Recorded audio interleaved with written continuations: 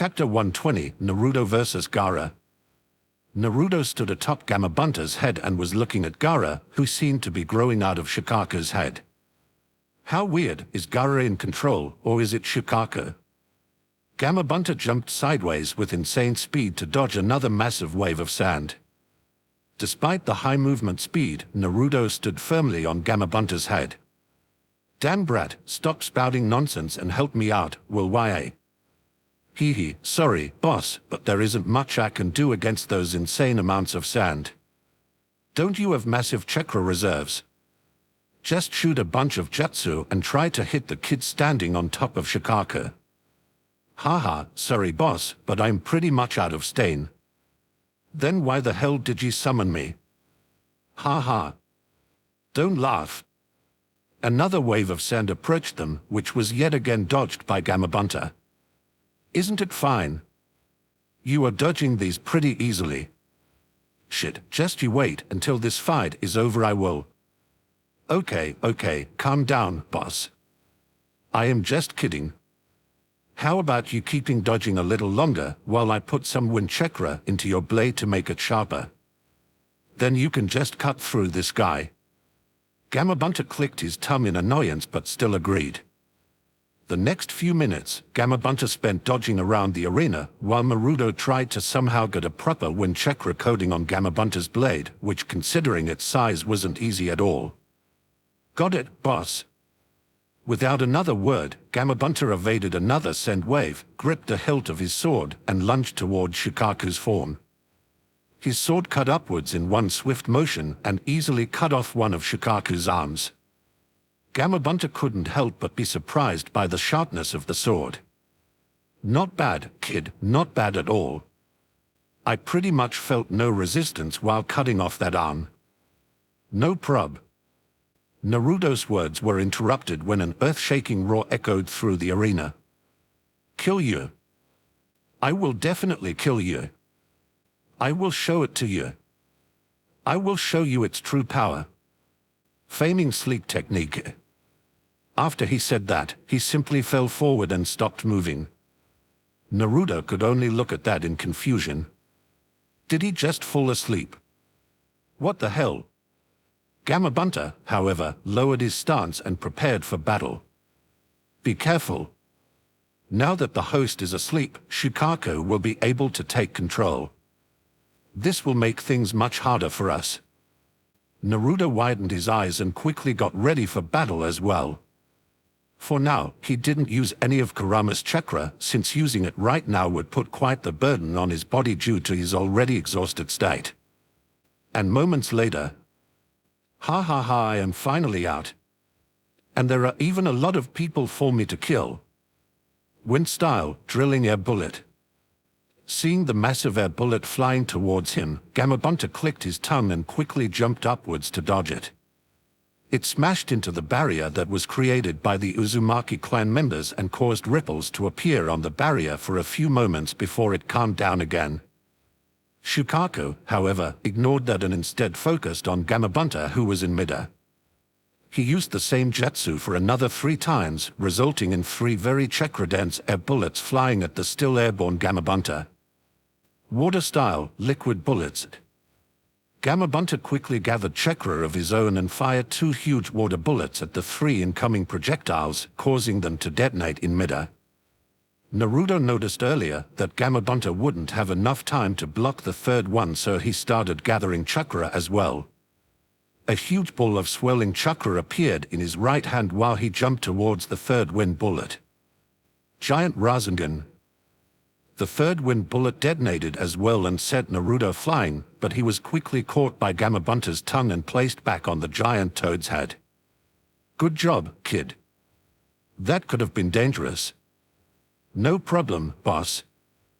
I assume we have to wake up the sleeping princess to win this. Probably. If I grab onto him, you should be able to jump on his head and wake him up. What do you think? Should work, but toads aren't exactly made to hold something. Will you be fine? Just help me transform into something with claws and it should work out. Naruto thought about it for a moment and then a mischievous smile appeared on his face. Hee, I have just the right transformation for that. Gamabunta swiftly dodged sideways, evading another wind bullet and then charged at Shikaka. Henshi.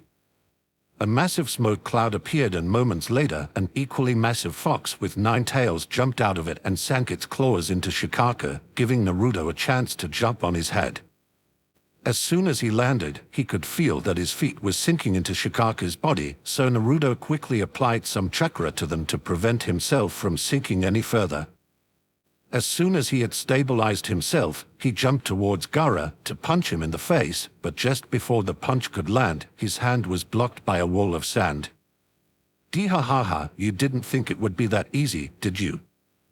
A sneer appeared on Naruto's face. Of course, I didn't. Red bubbling chakra started to envelop Naruto. His fist, which was previously stuck into a wall of sand, easily pierced through it and smashed straight into Gaara's face, waking him up in the process. No. Impossible. I just got out. Shit. Gaara looked around with bewilderment in his eyes. He looked around and saw Naruto standing very close to him with red chakra cloaking his whole body. Impossible. You defeated it. A vicious smirk appeared on Naruto's face. That's right, and now it's time for you to be defeated as well. Gaara seemed to genuinely panic at that. No. I can't be defeated. I need to win to prove my existence. Unfortunately for him, the moment he finished that sentence, Naruto appeared in front of him, with 3 tails furiously flailing behind him. Naruto's fist pierced through Gaara's sand barrier like it was made of paper and punched him in the face, causing the giant Shukaku underneath Gaara to shatter into pieces. And I need to defeat you to protect my loved ones and secure the future of my clan.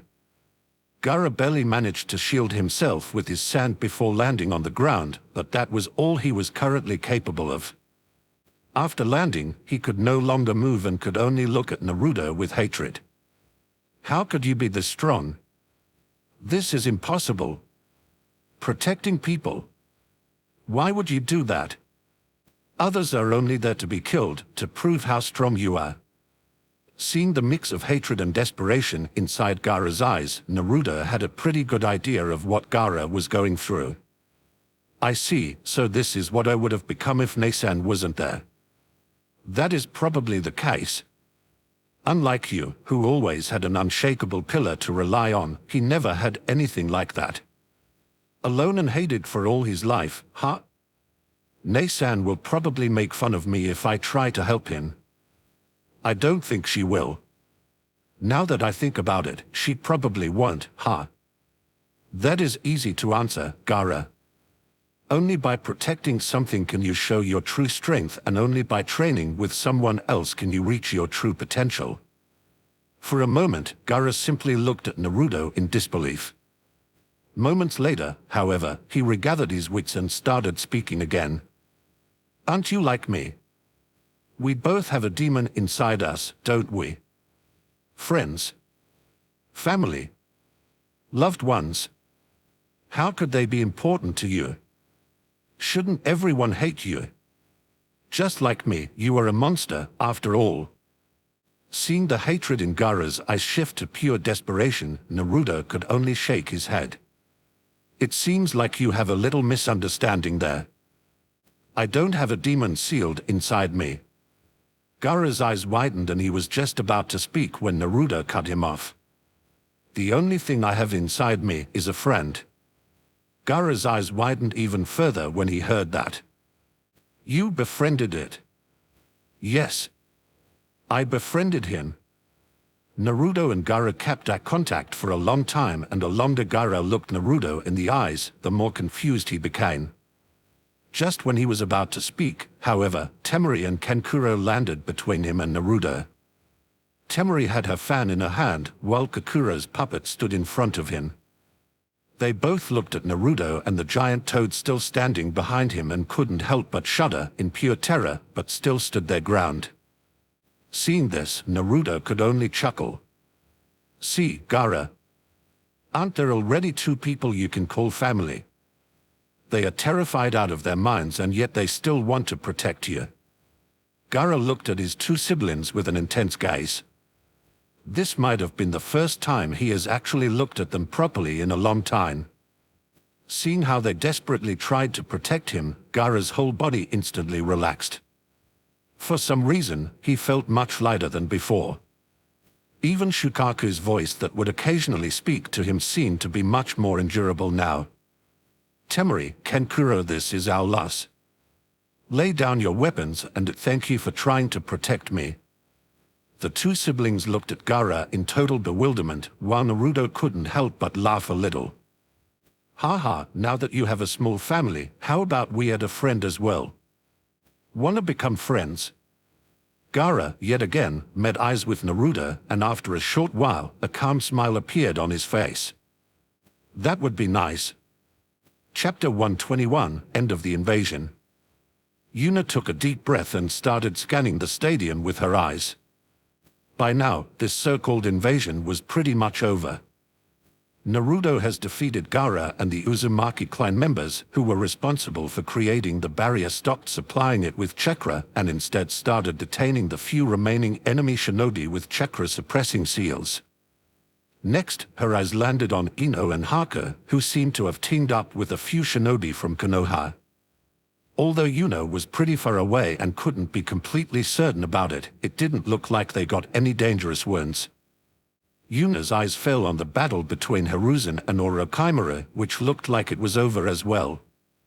Both of Orochimaru's hands were burned to a crisp, while Hiruzen seemed to have lost his left arm and seemed to be poisoned. Considering Enko just arrived on that battlefield, Orochimaru will probably run away. Since Enko is pretty low on steam as well, chasing him wouldn't be a good idea. Oh well, now that both his arms are in that state, his danger level has decreased quite a lot. You will pay for this. This isn't over yet. Whoa, that's some real cliché lines right there. Another one of these and I would have to demote him to a small-time criminal. Orochimaru, however, decided to not say anything else and fled with the 4 people that created the barrier in tow. I really want to hunt him down, but I'm pretty much at my limit as well. If I push myself further, I will deal quite a bit of damage to myself, which isn't worth it. A few moments later, Anko approached Yuna with a smile on her face. Yo, as always you look like you can easily keep going. Just how much chakra and stamina do you have? Isn't this getting a little ridiculous? Yuna chuckled a little when she heard that. I am just good at acting. In fact, I will probably faint pretty soon. Anko looked at her in bewilderment. Faint? Why? You look completely fine. Mainly due to chakra exhaustion. As I already said, I am pretty good at acting, and since I have no physical injuries it makes pretending even easier. Anko was still looking at Yuna with some doubt while Yuna only chuckled a little. She could already feel her consciousness fading, but her strong will kept her standing. If she had to, she could still keep going, but since the fights were pretty much over, she saw no need for that. I will probably wake up in about 24 hours and will be completely fine, so no need to bring me to a hospital. Oh, and I would really appreciate it if you could catch me before I smash into the ground. Thanks. After saying that, Yuna let go of her consciousness and fell towards Anko. Anko was still completely bewildered but managed to catch Yuna safely anyway. She looked at Yuna's sleeping face and could only chuckle. She can't even lose consciousness like a normal person, huh? 1 day has passed since the invasion attempt on Konoha. Overall, the whole incident ended in a resounding victory for Konoha. Not only were there barely any losses on Konoha's side, Konoha's shinobi even managed to capture the 3 children of the Kasuke, with one of them being a Jinchuriki. The greatest loss was, without a doubt, that the current Hokage, Tsurutobi Hiruzen, lost an arm. This means that he would no longer be able to perform ninjutsu, which weakened him significantly. Additionally, rumors spread through Konoha that he was still very exhausted from the fight and that it would take a while for him to recover. Yuna, meanwhile, was lazily waking up from her long sleep. The first thing she noticed was that two people were lying next to her, which didn't surprise her too much. Then, her senses extended further and she noticed that they were apparently having two guests. Kakashi and Zabuza, huh? I wonder if Zabuza is giving Naruto a hard time concerning Haku. How are you, Kurama? No problems.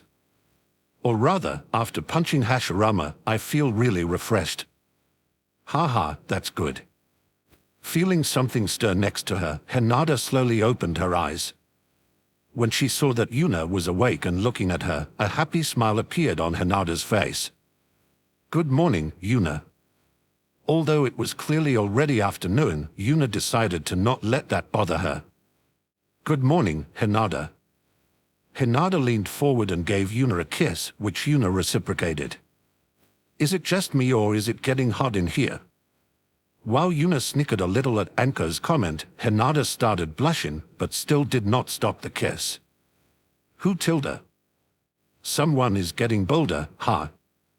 This time, Hinata stopped the kiss and hugged Yuna to hide the redness in her face. Anko, on the other hand, approached and kissed Yuna as well. After going back and forth with the kisses for a while, they decided that they should get up. Yuna was pretty sure that Kakashi was here for a reason after all. After changing clothes, the trio went downstairs and as soon as they reached the living room on the ground floor, they could pretty much feel the tension in the air. Naruto and Zabuza were both standing and glaring at each other. Haku has apparently decided to blend into the background while Ino clearly had schadenfreude due to Haku's plight written all over her face. Kakashi, meanwhile, was casually drinking some tea while looking like he wasn't even aware of the current situation. The trio greeted the few people that actually noticed their entrance and as soon as they sat down, Yuna whispered a question towards Kakashi. How long have these two been like that? Kakashi only shrugged his shoulders before answering. No clue.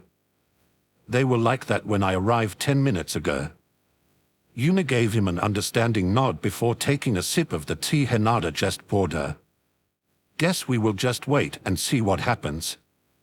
A few minutes later, Naruto and Zabuza nodded their heads at each other and then shook hands. Very well, I acknowledge you. Haha, thanks, you are pretty good as well. Kakashi, is that one of those things only men can understand? Kakashi, however, didn't answer and only looked weirdly at Naruto and Zabuza, which could probably be considered an answer to the question. Kurama? Sorry, I got nothing. When Naruto sat back down, he noticed that Yuna had woken up and a broad smile immediately appeared on his face. Nei-san, it's good that you woke up and abode. There is something I want to tell you. Oh? He looks a little guilty. I wonder what happened. Haha, just say it, Naruto. Asterisk cough asterisk haha, I kinda made a new friend. It's Gaara. Gaara. Who is that? Have you seriously forgotten that? He is the host of the Ichibi. Yuna could only roll her eyes at that comment from Kurama. I obviously know that, but that guy is an insane, psychotic killer, so Naruto is obviously talking about someone else. Okay. The only Gaara I can remember is the Ichibi guy. Who are you talking about? Hearing Yuna's answer, Naruto couldn't help but look embarrassed while staring at the ground. Yuna saw that and immediately understood what was going on. He did befriend the insane, psychotic killer. What the hell? Good for him. Instead of only following his sister's footsteps, he started to ascend his own path towards insanity. Okay. It is your choice, so I won't interfere, but you better stay vigilant around him. If I have to save you because you were too trusting of him, then hee. Naruto shuddered a little when he heard Yuna's chuckle but still nodded his head in understanding. Next, Yuna put her attention on Kakashi. Well, I assume you are here for a reason. Correct, Hokage-sama told me to wait until you wake up to tell you and everyone here that he wants you to come to his office as soon as possible. Oh, Sounds interesting. Let's go right away. Chapter 122, Who are you loyal to? Yuna's group, led by Kakasha, entered the Hokage's office. Instead of sitting on his usual chair, a bed was inside the room that was occupied by Hiruzen. Additionally, Jiraiya was in the room as well and was standing next to Hiruzen's bed, while Shikamaru also seemed to have entered the room a few moments ago. As soon as Yuna entered the room, Hiruzen started glaring at her, which she casually ignored. Yuna also noticed that Hiruzen wasn't as weak as he pretended to be. His chakra easily contested against Urukaimaru's poison, and it was only a matter of time before it was completely purged from his system. The only long-term injury he got from this fight was the loss of his left arm. Except for that, he would recover without a problem. As soon as everyone had entered the room, Hiruzen started to speak. It is good that everyone is here. There are quite a few things I need to announce. First of all, Zabuza Momocha. Zabuza stepped forwards and bowed towards Hiruzen. He might be just a mercenary right now and originally came from Kirigakure, but there were actually very few shinobi who didn't at least respect Hiruzen Tsurugi.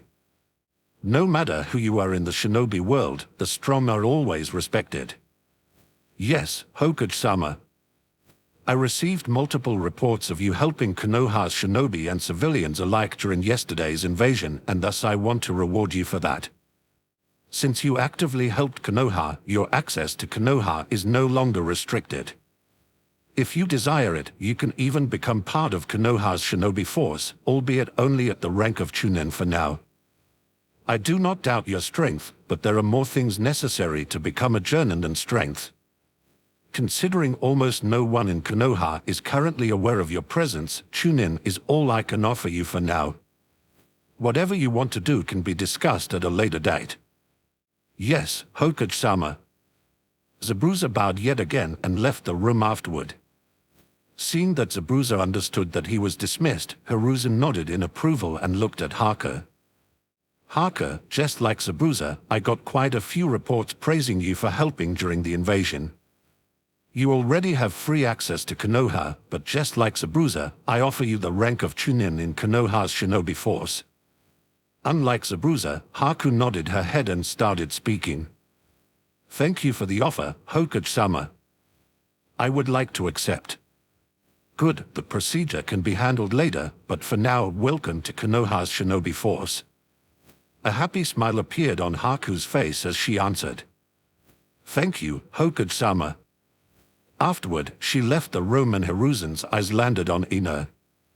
Ino Yamanaka, although you conceded your first match as soon as it started, the reason for that was rather obvious. During the invasion, you formed a team with multiple shinobi from Konoha, and each of them praised your ability in combat and adaptability during chaotic fights, thus you will be promoted to Chunin. Just like everyone before her, Ino bowed towards Hiruzen. Thank you, Hokage-sama. But unlike Zabuza and Haka, she didn't leave the room immediately afterward. Unlike Zabuza and Haka, she was part of Konoha from the start and there was not the slightest doubt about her loyalty towards Konoha, so there was no need for her to leave the room. Hiruzen gave her a nod of acknowledgement and then moved on to Shikamaru. Shikamaru Nara, despite conceding the battle, you clearly showed your capability and intellect during your fight. Your individual strength might not be at the level of a Chunin yet, but your fast mind and superior tactics easily make up for that flaw, thus you are promoted to Chunin as well. Just like everyone before him, Shikamaru bowed towards Hiruzen, despite it being rather obvious that he would rather refuse the promotion. Thank you, Hokage-sama. Now it was time for the last four people, and Hiruzen could already feel his headache making a reappearance just by seeing Yuna, Naruto, Hinata, and Anko innocently looking at him like they had no idea why they were here. Truth be told, Hiruzen really wanted to punish them for hiding their strength to such a ridiculous degree, but that would simply be unreasonable. He took a deep breath and started speaking with Anko first.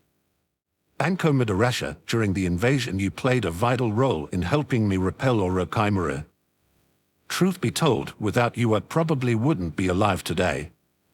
You will be promoted to a late journey, and you are allowed to choose one S-rank jutsu from Konoha's Forbidden Scroll of Seals. Anko's face lit up in excitement when she heard that. Haha, thanks, old man Hokage.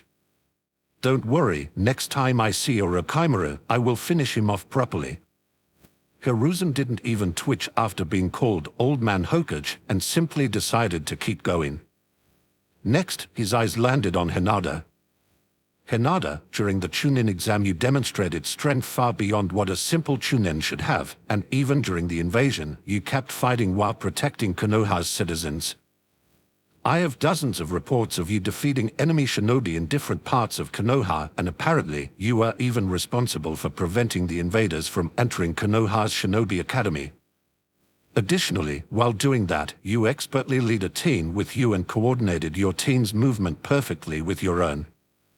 Truth be told, from what you have shown, even promoting you to Jonin wouldn't be weird. Unfortunately, you didn't have the time to do a lot of missions yet, so you will be promoted to Special Jonin for now. As soon as you accumulate enough successful mission, you will be promoted to a full-fledged Jonin. Hinata stepped forwards and bowed towards Hiruzen. Thank you, Hokage-sama. Hiruzen almost started crying a little when Hinata actually called him Hokage-sama properly, but since that would damage his image, he suppressed it for now and simply kept going.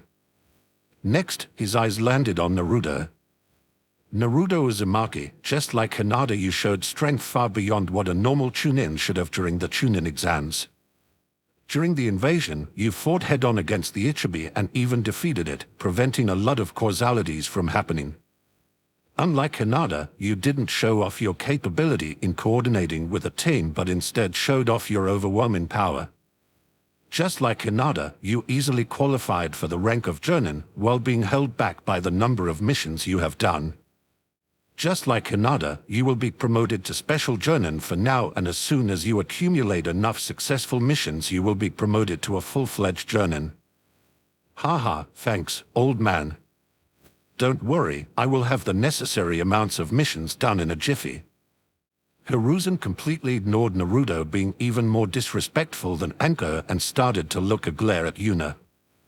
The two looked at each other for quite a while Yuna had a happy smile on her face. Hiruzen's frown grew deeper and deeper. After around a minute had passed, Hiruzen started to speak. Haha, what can I say? I fought Naruto and Hinata and thought, man, wouldn't it be awesome if I could use ice style just like Haku did, so I tried it out and it actually worked. Isn't that an incredible coincidence? Hiruzen, naturally, didn't believe Yuna for even a second. His glare only intensified even further while the pressure in the room increased. A few moments later, Hiruzen shook his head and the pressure vanished. Let's stop the games. I will make it simple. Are you loyal to Konoha, Yuna Uzumaki? Yuna only shrugged her shoulders when she heard that question. I'm pretty sure you know the answer to that, but let me say it anyway, no, I am not. What? Yuna's casual statement shocked a lot of people. The most shocked person was, without a doubt, Jiraiya. After all, the daughter of the fourth Hokage just claimed that she isn't loyal to Konoha. Hiruzen, however, wasn't that surprised. As Yuna already said, he knew the answer to that question, and this was exactly what he expected her to say. Now, however, it was time to ask the question that actually was important to him while looking into Yuna's eyes. Then, who are you loyal to? To no one but myself. I follow my principles no matter what. I won't betray those I consider close. I trust those I consider close unconditionally, and if someone betrays that trust or if someone is after the life of those I consider close, that person will die. I won't kill the innocent, and to tell the truth, I have a little bit of a soft spot for young children. Hiruzen was currently maintaining eye contact with Yuna and could see the steel-like resolve and determination in her eyes. He really wondered how such a young girl could have eyes like that. Then, what would you do if I ordered you to do something that would contradict those principles? I won't follow those orders, and if you keep insisting on them, I will, in the worst case, fight you to the death over them. The atmosphere in the room immediately grew heavy when Yuna said that. Yuna and Hiruzen were still keeping eye contact as more and more bloodlust started to flood the room. Moments later, however, the pressure vanished instantly. Ha ha ha. Isn't it fine then? Hiruzen started laughing out loud. The laughter sounded incredibly carefree. Ha ha ha, that means, as long as that doesn't happen, you will be loyal to Konoha, right? Yuna nodded her head and answered. Correct. Ha ha, good. Very good. From today on you are promoted to Jonin. Good job. Truth be told, Hiruzen felt like a mountain was just lifted off his shoulders. After all, if Yuna were to betray Konoha, Hiruzen did not doubt that Naruto, Hinata, and Anko would follow, no questions asked. All four of them will probably at least reach the strength of an S-rank shinobi. That would be a devastating blow to Konoha. Now, however, he knows that Yuna will at least not betray Konoha on a win. As long as nobody does anything stupid, things will work out fine. I should probably leave a note to my successor about this. Haha, thanks, old man. I'll take it. Chapter 123, Baiting a Toad. Jiraiya had no idea what just happened. In his opinion, Yuna should, as a shinobi of Konoha, be loyal to Konoha. Yet that clearly wasn't the case. What he found even more surprising, however, was that Hiruzen apparently was fine with that. No, he wasn't just fine with it, he even expected it and even promoted her to the rank of Jonin, despite Yuna saying that she would disobey Hiruzen's orders and even fight him to the death if necessary. Jiraiya realized that a lot of things happened in Konoha while he wasn't here and that he certainly needed to inquire what exactly was going on. Ino and Shikamaru had rather similar opinions. Truth be told, the thought of not being loyal to Konoha didn't even exist in their minds. Even Shikamaru, who spent a lot of time simply contemplating things, never once thought about something like this. Naruto, Hinata, and Anko, on the other hand, weren't surprised about that. All three of them had, to some extent, negative experiences with Konoha. Naruto, due to having Kurama sealed inside him, Hinata, because of the Hyuga clan, and Anko because she was Orochimaru's student for a while. Just as Hiruzen had guessed, they would abandon Konoha without a second thought if the situation escalated. The only factor that might cause some trouble with that is Ino, the only person in the group that was truly loyal to Konoha, and his parents lived here. That, however, was a situation that would be addressed if it was actually necessary. Worst case scenario, Yuna would just have to kidnap her against her will. Like this, Ino wouldn't betray Konoha and could still be together with Naruto. Although it would be slightly troublesome to find an explanation as to why Ino could occasionally escape her kidnappers for a few weeks and spend some time with her parents just to be kidnapped again after a few weeks. Yuna, however, had the confidence to bullshit her way through something like that. Hiruzen could feel that the atmosphere was getting rather strange, so he decided to push the conversation forward. Anyway, these are all the promotions for this time's Chunin exam. Everyone except for Jiraiya and Yuna is dismissed. As soon as Yuna, Hiruzen and Jiraiya were the only people left in the room, Hiruzen looked at Yuna with expectant eyes. I assume Anko told you about our deal. He, of course. Since that is what she promised, I will, naturally, follow the arrangements. While a happy smile appeared on Hiruzen's face, Jiraiya couldn't help but be suspicious. Is this why Sensei allowed Yuna to become a Jonin despite what she said? Was Sensei really someone that could be bribed so easily? While Jiraiya's thoughts were drifting in a weird direction, Yuna took out a scroll and tossed it towards Hiruzen, who caught it with a greedy smile on his face. This is the real thing. For now, it is sealed inside that scroll and can be taken out after injecting chakra into the scroll. Just take it out at a proper time. Then, Yuna tossed a book towards Hiruzen, which was caught easily. This is the normal version with a little gimmick on the back. Hiruzen raised an eyebrow and looked at the back of the book to find a small seal engraved into it. He injected a bit of chakra into it, but no visible changes happened. Look at the title of the book. Hiruzen turned the book around in confusion, but when he saw the title, his eyes widened in surprise.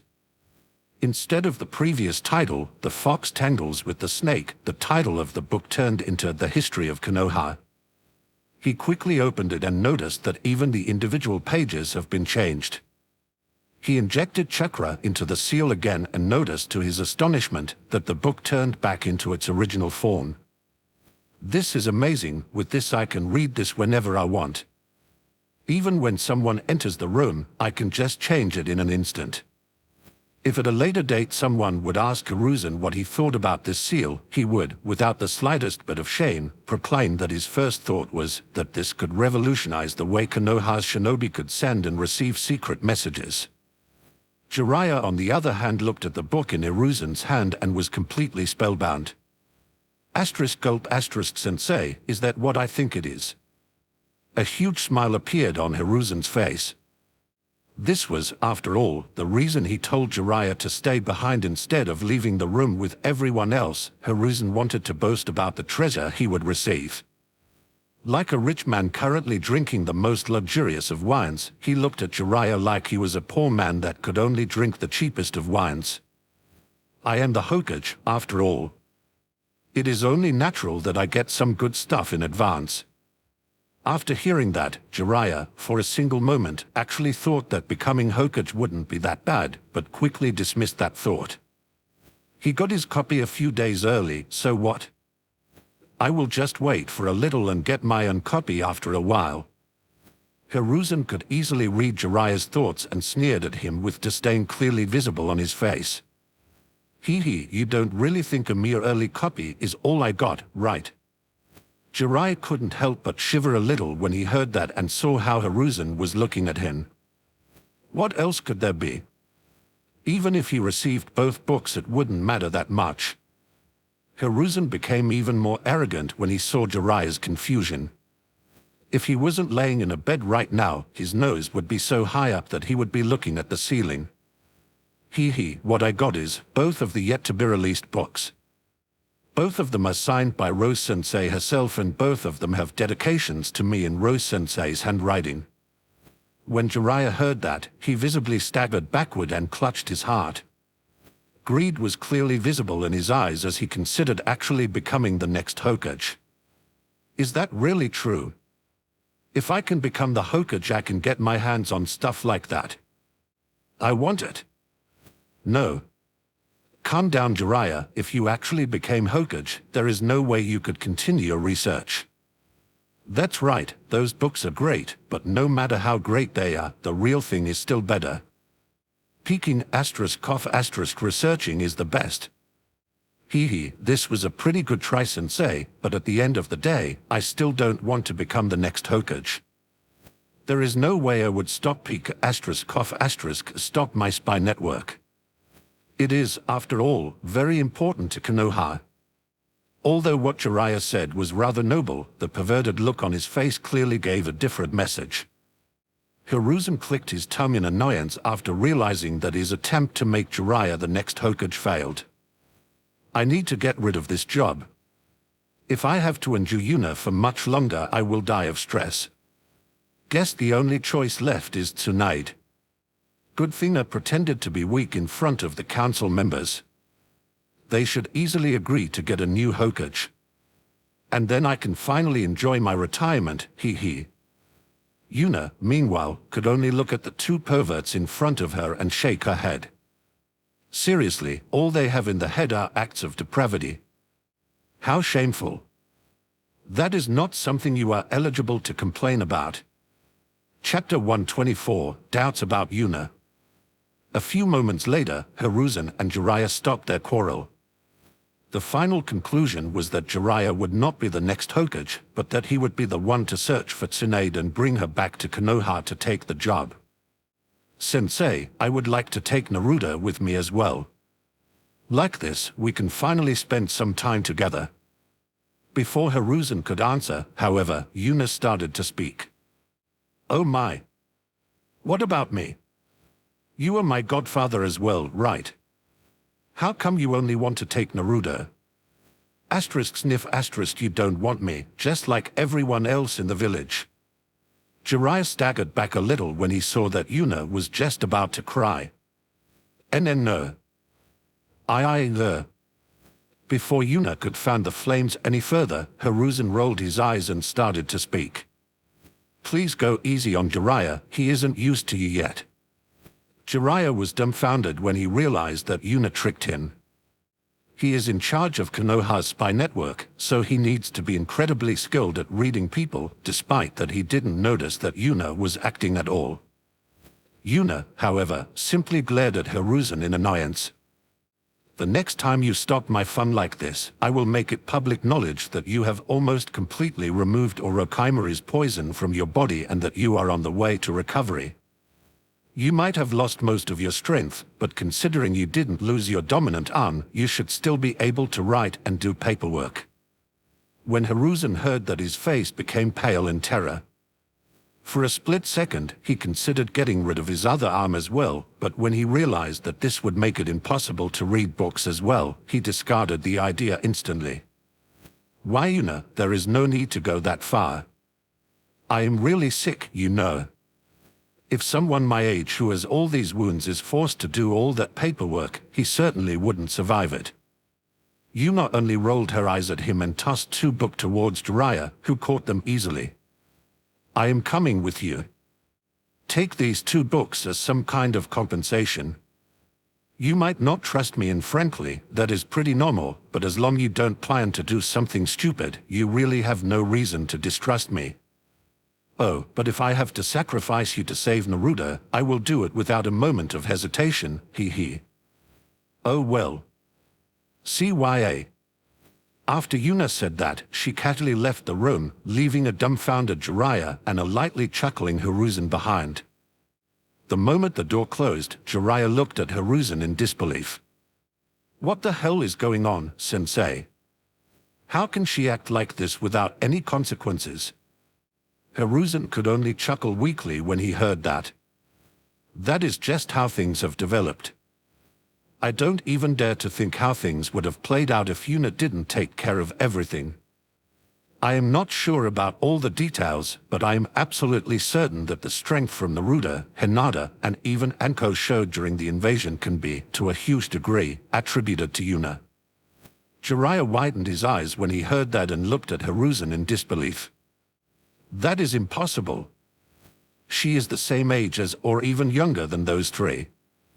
How could she possibly train them to reach such a height? There must be another person in the shadows doing that. Maybe an Uzumaki that managed to contact them early on. Yet again, Hiruzen could only chuckle. Yeah, I actually met that person once and have never seen her again after that. I don't believe for even a second that that wasn't a fake Yuna prepared. But why do you think it was Yuna? Why do you think Yuna is the source of it? Someone else could have prepared that fake to divert attention, after all. Isn't it impossible for Yuna to be the one who is responsible for it? Another chuckle escaped Hiruzen. He couldn't help but feel nostalgic for all the ridiculous things that happened around Yuna. Correct. It is completely impossible. That is what makes it so weird. Can a 3-year-old escape her A and B guards? Of course not. Yet she did so consistently. Can a 3-year-old earn enough money to rent a flat? Of course not, but weirdly enough, Rose-sensei's first book appeared on the market 1 week after that happened. Additioner. Wait. Did you just imply that Yuna wrote Garden of Lilies when she was 3 years old? Hiruzen shrugged his shoulders and continued talking. Who knows? Considering she can casually take out copies of the next release before even I can get my hands on it, it seems reasonable, doesn't it? Well, truth be told, all the things I just mentioned could have been done by a third party, but there is one aspect that clearly stands out. Something that can't be easily faked by others. It is the way she acts that stands out. No matter who taught her, I don't believe for even a second that a 3-year-old can be unreadable in front of an A and BU, but that is exactly what happened again and again. She is simply unreadable. Didn't you just get tricked by her as well, Jiraiya? You thought that she was genuinely said that you didn't want to take her with you, but as soon as I exposed her, she switched moods instantly and instead played the role of someone offended. Jiraiya couldn't help but look at Hiruzen with incredulity in his eyes. Now that he thought about it some more, it was indeed very weird how he was tricked this easily. In the aftermath, it was rather obvious that Yuna was playing with him, but he felt genuine guilt when Yuna looked at him while almost crying. Sensei, what should we do about this?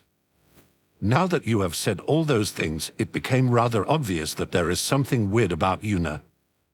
What should we do? Hiruzen laughed out loud when he heard that question from Jiraiya. Ha ha ha, what can we do? We already talked about this a few moments ago. As long as we don't force her to do something against her principles, there is no problem. There is no other path left. The moment the Ichibi appeared inside that stadium, Yuna won. A lot of people inside Konoha now garner very positive feelings for the Uzumaki clan. The Uzumaki clan detained the Ichibi, and as a result of that, it didn't kill a single person. Naruto is seen as some kind of minor war hero who fought the Ichibi head-on and defeated it. Hinata defended the Shinobi Academy from invaders, and Konoha is currently brimming with children happily telling people about her tale. And, most importantly, there are already rumors floating around Konoha that I am only alive because Yuna and Anko fought beside me, which, by the way, is true. On that day, they managed to entrench themselves so deep inside Konoha that it became impossible to do anything about it, and, truth be told, there is nothing bad about that. So far, Yuna's actions only helped Konoha again and again. Instead of an unstable element that could betray Konoha at a moment's notice, she explained very clearly what she wants from Konoha for her to stay an ally. Spend some time traveling with her, Jiraiya. Her personality isn't exactly complex. Judge for yourself what you want to do and what you think of her. She might be abnormal, but at least she has principles. It took Jiraiya a while to ponder about what he just heard, but after a few moments, he nodded his head in understanding. For now, he would travel with her for a while and see how things would go. Considering that Hiruzen had a somewhat positive opinion of her, he wasn't too worried, but couldn't help himself but be curious about Yuna. I pretty much never talked with her properly, so let's see how this works out. For now, however, I have 2 books to read, Gahii. Chapter 125, Situation of the Uzumaki Clan. Yuna was currently sitting in her private room, and in front of her sat a middle-aged woman with neck-long red hair and blue eyes. Despite only looking middle-aged, she was almost 70 years old by now and the oldest, still living member of the Uzumaki clan if Yuna's past life and her fake persona were to be excluded. That concludes my report about the reaction of Konoha's people to the re-establishment of our clan. Do you wish to hear about our clan's finances now, Yuna-sama? Her name was Akane Uzumaki, and she was one of the very few Uzumaki clan members with the stoic personality instead of the rather brash and outgoing character most Uzumaki have. She was one of the first Uzumaki to return to Konoha, and Yuna has pretty much forgotten everything that had anything to do with making and spending money. The moment Yuna released her first book, she pretty much stopped spending even a single thought about financial issues. I would rather not, but since today is a big day, let's hear about it. Yes, Yuna-sama. Akane knew that Yuna had no interest in stuff like this, so she kept her report short and concise. First, a report that a massive number of her 2 new books have been pre-ordered and that the cost of production has already been covered by the pre-ordered sales. Yuna scoffed at that and considered simply releasing 2 empty books to teach these people a lesson not to buy something before they can see the finished product, but decided against it. She might want to create more bribing material in the future, so losing people's trust was not a good idea right now. The next report was about the Uzumaki clan sealing businesses. Quite a few older members of the Uzumaki clan still learned how to use seals and Uzushio Dakure. While they were in Uzushio Dakure, their skills were nothing great, But now that knowledge of sealing is getting more and more sparse, quite a few of them are considered as skilled seal masters. The result of that is that most of Konoha's businesses that dealt with seals either went out of business because their seals were of inferior quality to what the Uzumaki could produce, or hire, at that time still disguised, members of the Uzumaki clan to produce seals for them. The result? Around 95% of all seals used by Konoha's shinobi force are created by the Uzumaki clan, and by now, even the surrounding countries started buying seals from the Uzumaki clan. The daimyo of the Land of Fire even increased the taxes on exporting seals, and yet the surrounding nations still obediently handed over their money. Yuna considered whether she should sneak into the daimyo's palace and accidentally assassinate him for that stunt, but a combination of Hinata, Naruto, and Akane managed to convince her not to do so.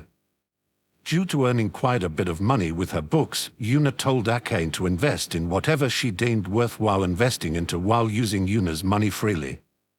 Funnily enough, this actually resulted in her investing some money into Ichiraka Ramen. Naruto almost died of happiness when he heard that Tsuchi would be opening a branch store inside the soon-to-be-opened Uzumaki compound. There was some more reports of a few Uzumaki members opening decently successful stores, but Akane skipped them, knowing that Yuna wouldn't be too interested. That concludes the financial report, Yuna-sama. My final report is about the relocation of the Uzumaki clan members into the new Uzumaki compound. Haha, finally. What do you have? Finding enough buyable land inside Konoha that could house over 100 Uzumaki was no easy feat, or that was at least what Akane expected to be the case, but there was actually the perfect piece of land for the Uzumaki clan. The abandoned Senju clan compound. After doing some research, Akane found out that the only remaining Senju was Tsunade Senju, who was currently busy gambling everything she earns away and getting drunk. She has been doing so for quite a long time now and has been selling parts of the Senju compound to get her hands on more money. By now, almost the whole compound has been sold. Although it was quite a pain to find the people it was sold to, Akane managed to find almost all of them and bought the land from them. When she told Yuna about buying the Senju compound, Naruto was actually present as well. Akane still shivered in terror when she remembered what Naruto's face looked like when Yuna told him that he can come up with the schematics for the compound's protective barrier if he wants to. Apparently, Naruto locked himself in his room for a whole week after that, and when he re-emerged, the black bags under his eyes almost reached his mouth. When Yuna saw the seal array Naruto had developed, she apparently complimented it as being pretty devious, so Akane didn't even dare to ask what kind of monstrosity Naruto had created that day. In conclusion, the new Uzumaki compound is ready. We will now begin to slowly start moving all the Uzumaki clan members who want to move to the new compound. This will probably be done by the end of the year. However, quite a lot of members would like to have a gathering of the whole clan before the relocation starts. Although most of them have seen you and Naruto-sama during the Chunin exam, they still hope that you could hold some kind of speech to make the re-establishment more official. Truth be told, Akane expected Yuna to deny this request immediately, but to her surprise, Yuna shrugged her shoulders and agreed. Sure, why not? I guess quite a few of them still don't know where exactly this is going, while a few of them might even harbor some anger towards Konoha. That is fine, I will resolve all questions they may have. There are a lot of things that need to be said and explained, after all. When do you want to hold the gathering? I will have to leave Konoha for a few weeks soon. Although Akane was dumbfounded for a while when Yuna actually agreed to hold a speech, she quickly composed herself and started looking through a small notebook she had with her. How about at the end of this week, will that be fine, Yuna-sama? Sure, that's fine. By the way, there is no need to keep this a secret. I am sure there are quite a few Uzumaki clan members that are currently being shadowed by a certain someone. Don't worry about that and just have all the members gather. Yuna's smile widened as a bloodthirsty gleam appeared in her eyes.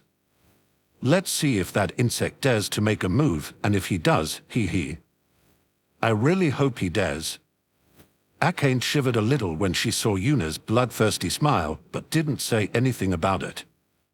She has been interacting with Yuna for a while now and has somewhat gotten to understand her personality and the way she thought. Truth be told, when Yuna gave her quite a bit of money to make investments without any strings attached, Akane thought she was incredibly naive. By now, however, she realized that she was being tested that day. A simple test of trust. Yuna handed her money and told her to spend it in a way she deemed reasonable. Akane could have probably even squandered it all away and Yuna still wouldn't have said anything about it. By investing it properly, she earned Yuna's trust and is now someone that manages the whole Uzumaki clan, a position she greatly enjoys having. All of this was, naturally, a complete misunderstanding. Yuna never cared about money, so she gave it to someone who should be able to have some use for it. Reading a person's character was very easy for Yuna, so she knew from the start what kind of person Akane was and that she would do a good job. No matter how little Yuna cared about money, she wouldn't give a large percentage of it to a person she didn't have at least some trust in. As for the speech she would have to hold, she would, naturally, use it to fan the flames under Danzo in the hopes that he would finally do something to expose himself. Chapter 126, Preparing for the Gathering. Hiruzen was currently relaxing in his office while reading the book he got from Yuna a while ago. He was rather close to finishing it and could only marvel at the consistently high-quality content. While reading, Hiruzen noticed that privacy seals were suddenly being activated inside his office, and moments later, Yuna appeared in the middle of the room without a sound or chakra fluctuation. Hiruzen had no idea how someone could reach such an absurd level of stealth but decided to just gloss over it. In case you are here to assassinate me, I request that you wait about an hour so I can finish reading this book before I have to go. Yuna chuckled when she heard that and shook her head in denial. You know full well that this isn't the reason I came here. Hiruzen gave her an annoyed huff, closed his book, and put his attention on Yuna. It's about the gathering of the Uzumaki clan, right? Can't you leave an old man alone so he can peacefully read his porn at the dusk of his life? Hee, you are not even denying it anymore, huh? Considering this will probably be the last time I get the chance to annoy you, I thought I might as well make it a big one. Hiruzen's eyes shone with excitement when he heard that Yuna probably wouldn't annoy him anymore after this, but that excited glow quickly vanished when he heard the last part of Yuna's sentence. A big one? What exactly do you want? Hee, no need to be so alarmed. It is nothing illegal this time. It doesn't even involve bribery, you know. When Hiruzen heard that, he couldn't help but get even more skeptical about whatever Yuna wanted from him. What is it then? Hee, it's an S-rank mission. I heard that everyone can put forth a commission for a mission, and as long as the payment is correct and you agree that Konoha will take it, it will be done by Konoha. Hiruzen's frown deepened even further when he heard that. Although what Yuna said was correct, S-rank missions are a little special in that regard. For now, however, he would just listen to what Yuna had to say. He could still decide what to do after he heard the whole story. Well, I assume you will have a few A and BU watching the gathering, correct? Hiruzen only nodded his head. There was no use in denying it after all. Yuna would easily find them anyway. Hee, very good. In that case, I would like you to dispatch a second set of A and BU. The very best you can offer so that even the first ones you send won't be able to detect them. I will be needing them as witnesses. Hiruzen grew alarmed when he heard that. After all, Yuna pretty much implied right now that the first set of A and BU will be knocked out or even killed. Before Hiruzen's temper could flare up, Yuna lifted her hand to stop him. Calm down, I am not asking you to sacrifice your shinobi. I am willing to take out the good stuff for this. Yuna gathered some chakra and moments later, an ice clone started forming out of thin air, but instead of looking like Yuna, it wore ANBU clothes and an animal mask. Hiruzen realized to his annoyance that the clone genuinely looked like one of his ANBU agents and that even he could not see or feel any difference between them. My ice clones will pose as normal A and BU. In case they just get knocked out, then there will be no problem from the start since ice clones don't disappear so easily, and if they actually get killed, I have a few transformed bandit bodies ready that can be moved in with a substitute jutsu and act like the corpses. Hiruzen decided not to ask where Yuna got these bandit bodies from and rather asked the most important question. A question that he somewhat knew the answer to, but really didn't want it to be true. Who do you think will attack the Uzumaki clan? A vicious smile appeared on Yuna's face that sent shivers down Hiruzen's spine. Who else could it be but everyone's beloved elder, Danzo Shimura? Hiruzen could only groan when he heard that. Danzo has been rather calm in the last few years, so Hiruzen was hoping that he had finally settled down, but it seems like that wasn't the case. Are you absolutely certain that Danzo will do something? To Hiruzen's surprise, Yuna actually shook her head in denial. Actually, no. This is just a safety measure. Considering what has happened so far, he probably wants to kill me, but I don't think he will attempt to do something like that while I am inside Konoha. This means that whether he does something during the gathering or not solely depends on how petty he is and if he wants revenge for all the times I outplayed him. The only other option I could come up with for him to mess with the gathering is that he thinks I have some grand plans that involve the Uzumaki clan and that he can disturb those plans by attacking the clan preemptively. The more Yuna spoke, the worse Hiruzen's facial expression became. He could only sigh in defeat when he realized that Danzo might actually do something like that for his twisted ambitions. I should have gotten rid of him years ago, but I just couldn't do something like that to my old friend. I really am a failure, Seeing Hiruzen suddenly getting all depressed, Yuna could only shake her head. Stop acting all sad, old man. Konoha is still standing after all these years, so isn't it fine? Your peace-loving attitude might not be the best for a leader, but Danzo, who thinks that Konoha should wage war against everyone and everything, is much worse. Needing a little girl to cheer you up, seriously, how shameful. Hiruzen laughed out loud when Yuna called herself a little girl. After all, she had not once acted like one. That's true, I guess. Thanks for cheering me up anyway. Let's get back to the meat of the matter. Konoha accepts your S-rank mission.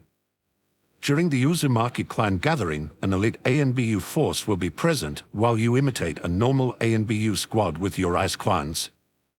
The elite A and BU will act as witnesses for the event and will, if necessary, help out the Uzumaki clan in whatever situation might happen during the event. Very good. Let's go with that. CYA.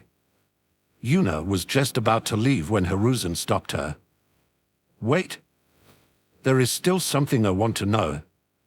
You said that you don't have any grand plans for the Uzumaki clan, but you should have at least a reason for re-establishing the clan, right? Yuna nodded her head and answered Hiruzen's question. Of course, I do. Naruto said he wanted a big family. Stuff like that takes time, so I decided to gather our clan as a substitute for now. Hiruzen nodded his head in understanding and waited for Yuna to continue speaking, but to his surprise, she didn't. Wait. That's all. Yuna looked at him weirdly and continued speaking. Well, yeah. What other reasons do I need? Seeing the seemingly genuine confusion in Yuna's eyes, Hiruzen couldn't help but shiver a little at the implications that made. A lot of good things happened to Konoha because the Uzumaki clan was gathered here. Mission successes are at an all-time high due to all the cheap yet reliable seal the Uzumaki clan produces, and they even played a major role during the invasion by containing the Ichibi. All this because Naruto said that he wanted a big family. I am really stupid for not realizing this earlier, but the problem isn't keeping Yuna happy. She is, after all, rather indifferent to quite a lot of things. It only becomes dangerous when those close to her are troubled, because that will cause Yuna to act. If Danzo actually acts against the Uzumaki clan **** old friend, there is no way for me to protect you if you do something this stupid. Realizing that Yuna was still looking at him with confusion, Hiruzen could only let out a tired chuckle. "Ha, you sure love your brother, ha. I really hope that the gathering ends peacefully." Yuna shrugged her shoulders before answering. "I highly doubt that, but we will see, I guess." Without another word, the privacy seal deactivated and Yuna vanished from the room. "I really wonder how she does th. Split asterisk. Despite having a cake smacked into his face, Hiruzen simply sat still and stared at a wall with empty eyes, while pieces of cake were slowly sliding down his face and onto his clothes. Although Hiruzen's eyes were looking like they belonged to a dead man, his resolve was growing stronger by the second. "Tsunade, I will force you to become Hokage, no matter what I have to do." Chapter 127, Danzo's Arrangements. Danzo Shimoa was beyond furious. Yet again one of his plans was foiled before it could even get started properly, and yet again Yuna Uzumaki was involved in crushing his plans. He had no idea why he fainted after Yuna slashed down her sword, but what he knew was that he woke up around 20 hours later with a massive headache. Even now, when he tried to remember what exactly happened, his head started to hurt. If that was all there was to it, then Danzo wouldn't be bothered too much about it. The real problem was that due to him losing his consciousness, he couldn't give his root agents the orders to start the operations he wanted to get done during the invasion. While Konoha's shinobi were occupied with fighting the invaders, Danzo planned to collect a few more talented children for his organization. He didn't lack agents, but what he was lacking was people with useful unique jutsus. The invasion had been the perfect chance to collect a few people like that, but that plan was foiled before it could even start. His next plan was for Hiruzen to die fighting against Orochimaru, which would be followed up by him repelling Orochimaru and becoming the village's hero. This should have given him enough prestige to become the next Hokage. That plan was, yet again, destroyed by Yuna.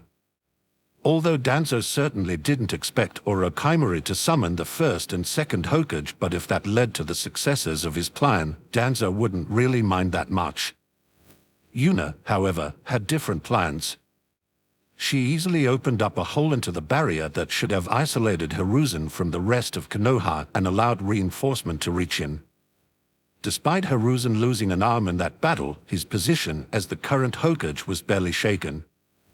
If he were to recommend a successor, only very few people would be willing to speak against his opinion. The next problem was that a lot of people changed their opinion about Yuna and her little group. While previously they were scorned or at least ignored, now a lot of people have a very good opinion of them. It certainly didn't help that Hiruzen publicly admitted that he would have died without Yuna's interference. All of these things were certainly problematic for Danzo, but his greatest annoyance was without a doubt the re-establishment of the Uzumaki clan. He had no idea how all of these people could have been gathered under his nose without him noticing anything. The only possible way for that to happen was if A and BU were the one responsible for collecting the Uzumaki clan members, but why would they do that? And even more important, how did they manage to find this many people? Right now, the only clan with more members than the Uzumaki clan inside Konoha was the Hyuga clan. Danzo could only sigh in relief that the Uzumaki clan currently had no Jonin-level shinobi in their midst. Most of them were only around low Genin in strength. Yet again Danzo's anger bubbled up. After all, there were Jonin-level shinobi in the Uzumaki clan. Danzo gritted his teeth so hard that they almost shattered when he thought about how Yuna, Naruto, and Hinata were hiding their strength for such a long time and pretty much fooling everyone in Konoha with it. Danzo took a deep breath and relaxed a little. He leaned back on his chair as a minuscule smirk appeared on his face. It doesn't matter that they have been hiding their strength, I have finally seen all of it. I heard that Yuna reached her limit after her fight and even fainted from chakra exhaustion. I can finally plan her death properly. It will take a while to set everything up, but she will die very soon. 1, maybe 2 months is all the lifespan she has left.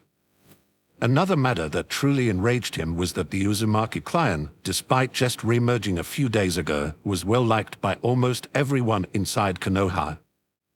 They have been hiding their identity for quite some time, and even people they have grown really close to while staying inside Konoha didn't know that they were actually from the Uzumaki clan.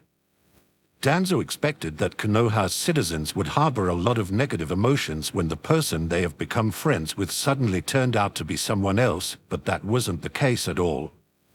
As soon as the invasion ended, pretty much every single member of the Uzumaki clan searched the people they hid their identity from and sincerely apologized to them for hiding their identity while explaining why they did so. Instead of being surprised by it, most people answered with something along the lines of, "Yeah, no shit, you suck at acting," or "Your real personality showed multiple times every day." In conclusion, the members of the Uzumaki clan, who had rather rampant and outgoing personalities, were well liked within Konoha. A few moments after Danzo finished his internal rant about the Uzumaki clan, a man with a featureless mask entered the room and kneeled in front of Danzo. "Danzo-sama, I have a report about the Uzumaki clan." "Oh? Let's hear it. What happened?" "They want to hold a grand gathering of all the clan members to celebrate the opening of their new clan compound." Danzo frowned a little when he heard that. After all, he didn't hear anything about an Uzumaki clan compound being built. "Where is that new compound supposed to be?" "I didn't hear anything about one being built." Considering how dense the buildings in Konoha are, I can only imagine that they bought some land on the outskirts of Konoha. "That is not the case, Danzo-sama. The Uzumaki clan is using the abandoned Senju clan compound as their own." Danzo's eyes widened in surprise when he heard that. "Are they insane? What makes them think they can just take over the Senju compound like that?" Although Tsunade is the last remaining member of the clan, she still holds all the deeds for the land. "Has Tsunade sold any of them?" "I apologize, Danzo-sama. We haven't received a report from the root agent that is following her around for quite a while." Danzo frowned when he heard that. He likes to keep watch on all of Konoha's important people, and no longer having someone that observed Tsunade didn't sit well with him. "When did we receive the last message from that agent?" "We received it about 3 years ago." "Did you just say 3 years ago?" "Yes, Danzo-sama." "Why did no one report that we haven't gotten any reports about Tsunade for such a long time?" The root agent was looking at Danzo with his lifeless eyes and answered Danzo's question. "Because Danzo-sama didn't order us to report how frequently we get reports from other agents." Danzo groaned when he heard that and could only shake his head. That was one of the disadvantages when using emotionless puppets. They barely could think for themselves. "Whatever, send 3 people out to look for Tsunade's whereabouts. Additionally, spread rumors inside Konoha that the Uzumaki clan has illegally settled down inside the Senju compound." "Yes, Danzo-sama." The root agent bowed to Danzo and left the room to accomplish his orders. Danzo, meanwhile, was sinking in deep contemplations. "A gathering of the Uzumaki clan, huh? I should be able to use that. There is no way I will allow that girl to happily settle down her clan inside Konoha. I should probably spread some rumors inside the Uzumaki clan as well. Konoha did abandon them in the last war, after all. It should be pretty easy to sow some discontent amongst them. As long as the people of Konoha think that the Uzumaki clan is willing to rebel against Konoha, getting rid of them shouldn't be much of a problem. Well, I doubt it will be that easy, but it should at least throw a wrench in whatever Yuna is planning to do with the Uzumaki clan. So far, I have only suffered setbacks when going against Yuna. Let's see how she likes to taste defeat for once.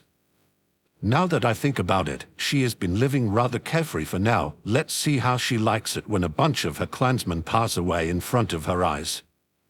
It is finally time to get some payback for everything she has put me through." A weird sound escaped Danzo's mouth that some people might identify as laughter when he thought about Yuna looking devastated after seeing members of her clan dying in front of her. Hee hee. Very soon, I will get rid of this menace. Chapter 128, Start of the Gathering.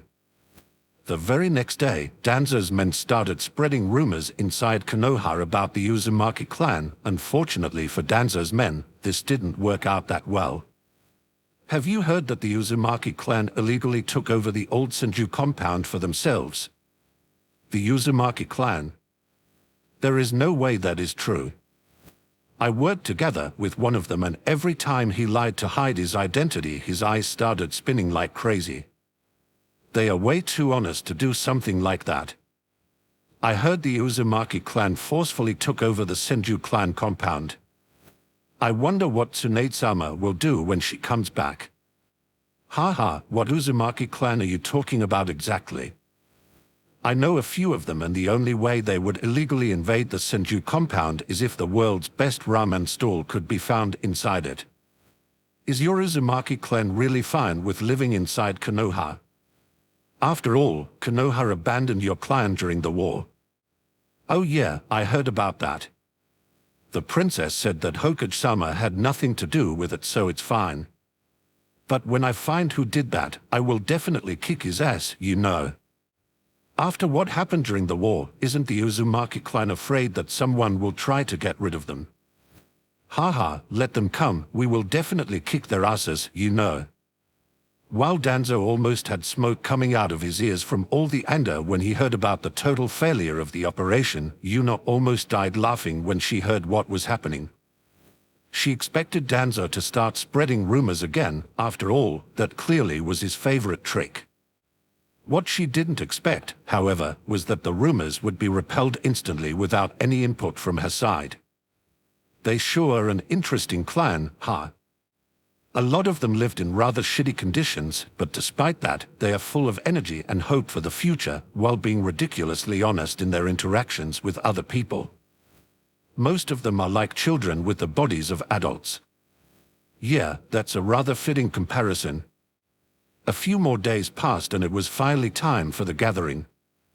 At first, Yuna wanted to make it a private meeting for the members of the Uzumaki clan only, but after thinking about it for a while, she decided to just make it a public event. One of the reasons for that was the interaction she has seen between the Uzumaki clan members and the people of Konoha. She expected there to be quite a bit of animosity due to what happened during the war inside the Uzumaki clan, but only very few people felt like that. Just a few words from her that Hiruzen wasn't responsible for it, and the Uzumaki clan's anger seemed to evaporate instantly. I really hope they trust me this easily because they consider me to be from the same clan and not because they are naive. Yuna scanned the crowd and nodded in approval. The composition was pretty much what she expected it to be.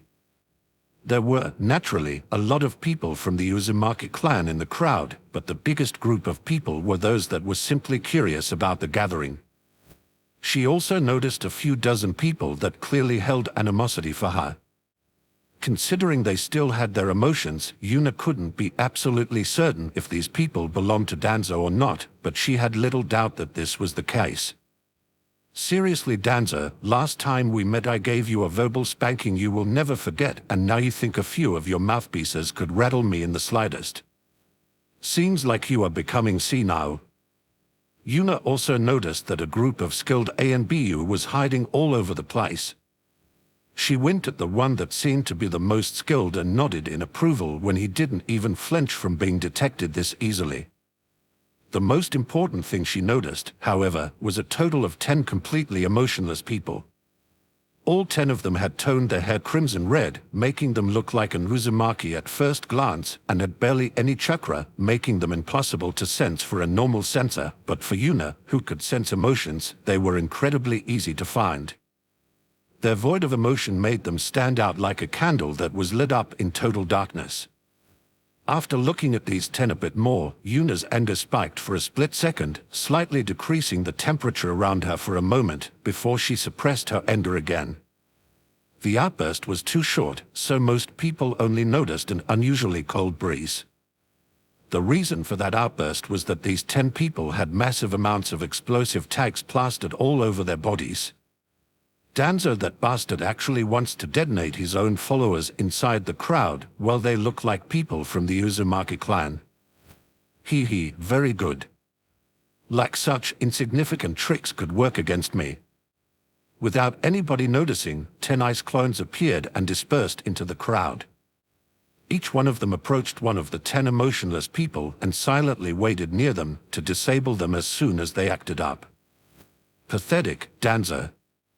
The game hasn't even started and it is already a checkmate. A few more clones appeared and stealthily approached the hidden A and BU guards to inform them about the situation.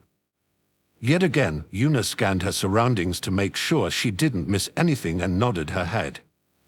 She noticed that Hinata, Naruto, and Anko were not here and couldn't help but feel a little annoyed about that. When Yuna told them about today's gathering, all three of them mumbled some nonsense about suddenly having a stomachache and quickly disappeared in their respective rooms. Truth be told, Yuna didn't blame them for that. If they were here, they would have to stand beside Yuna during her speech and maybe even say a few words themselves, something none of the three were really used to. Although Anko would occasionally direct the Chunin exams, the current situation was completely different from that. Although Hinata and Naruto weren't exactly shy, they weren't great talkers either, so standing in front of such a huge audience might be a little too much for them as well. As for Yuna, she really didn't care. Considering the status she held in her past life, she had occasionally held speeches in front of a massive number of people, even surpassing the total amount of people living in the Land of Fire, so she naturally wouldn't care about such a small gathering. Yuna saw Akane gesture towards her to enter the stage and confidently walked towards it. Every step she took, her presence seemed to swell as the dignified aura that was radiating out of her increased. She decided that, if she were to hold a speech, she would at least do it properly. The audience grew more and more silent as Yuna approached the middle of the stage, and when she stopped her steps, total silence reigned over the whole crowd. A kind and benevolent smile appeared on Yuna's face as she let her eyes wander over the crowd. Welcome to the re-establishment celebration of the Uzumaki clan. It's been a while since I got the chance to manipulate such a huge crowd. This will be fun, Tilda. Ding. You feel your sins crawling on your back. MHH, I think you should skip the ding for this one. You are not even denying it anymore. Whoops.